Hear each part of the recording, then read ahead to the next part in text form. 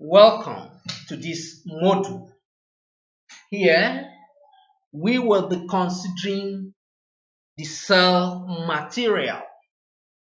In our last module, we talked about how the solar panels are rated. That the solar panels are rated in watts. We have different wattage when we are talking about the solar panel. We know that the cell material is what gives us an impression or the basic characteristics of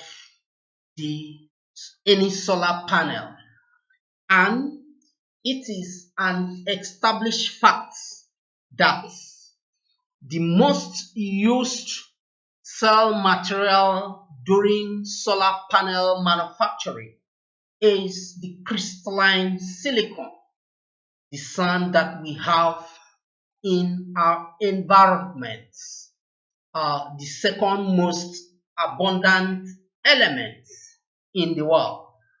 And during the manufacturing process, the cell material may be made up of single crystal. And when the cell material is made up of a single crystal, we have the monocrystalline solar panel. You can see this is the monocrystalline solar panel. We will take a look at the characteristics of the monocrystalline solar panels. We have another solar panel in which the crystal structure is made up of multi-crystals. And when the crystal structure is made up of multi-crystal, we have the polycrystalline solar panel. This is the polycrystalline solar panel. We will look at the characteristics of the polycrystalline solar panel and why you should choose the polycrystalline or this monocrystalline solar panel as your best choice. And we also know that the crystal structure may be made up of a thin film crystal that is thin enough to be flexible. And when we have such a solar panel, we have the thin film or amorphous solar panel.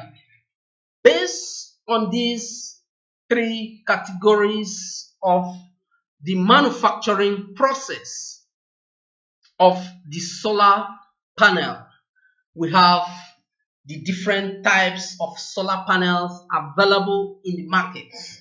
The first type of solar panel we have is the monocrystalline or the single crystal structure that is made up of single crystal. And we have other solar panels that are still monocrystalline, but their efficiency is far more better than that of the main monocrystalline solar panel. And one of it is the passivated emitter and rear solar panel.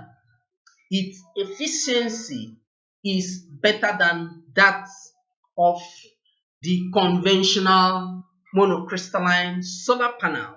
And we have the CVP solar panel, that is the concentrated PV cells.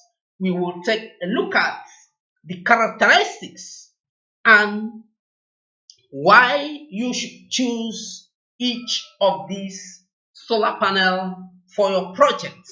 And we also have the polycrystalline or the multi-crystal solar panels. And after the polycrystalline solar panels, we have the amorphous or the thin film solar panels.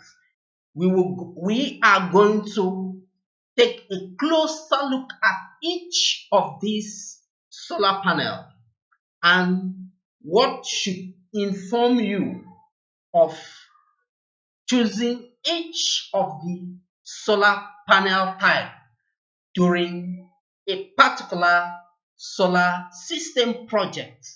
It is your understanding of the characteristics of each of these solar panel type that will inform you of how to make your choice during your solar projects. Thank you.